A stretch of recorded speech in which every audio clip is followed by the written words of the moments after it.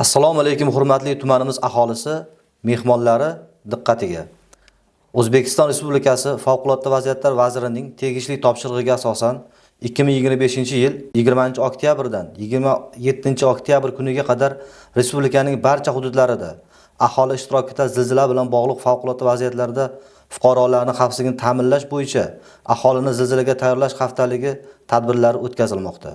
Ushbu aholini zilzilaga tayyorlash haftaligi davomida tuman ijro etuvchi hokimiyat organlari, muassasa, korxona va tashkilotlarning binolarida haftalikka doir seminar, uchrashuv va suhbatlar tashkil qilinadi.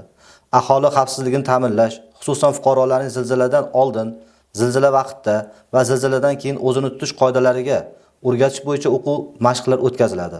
Haftalik doirasida mahallalar aholisi ishtirokida qutqaruv xizmatlari va qutqaruv tuzilmalari, shuningdek fuqaro muhofazasi tuzilmalarining zilzila bilan bog'liq favqulodda vaziyatlarni bartaraf etishga tayyorgarlik holati oshirib boriladi. Ta'lim tashkilotlarining o'quv va talabalari zilzila oqibatlaridan o'zi muhofaza qilish, jabrlanganlarga birinchi yordam ko'rsatish kabi usullar o'rgatiladi.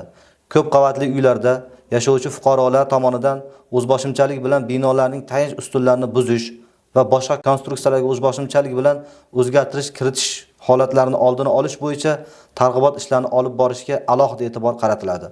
Yuqorida keltirib o'tilgan tadbirlarga daxldor vazirlik va idoralar, jamoatchilik, mahalla yettiligi, mahalla faollari, boshqaruv servis kompaniyalari aholining zilzilaga tayyorlash haftaligi tadbirlariga keng jalb etish tashkillashtiriladi. E'tiboringiz uchun rahmat.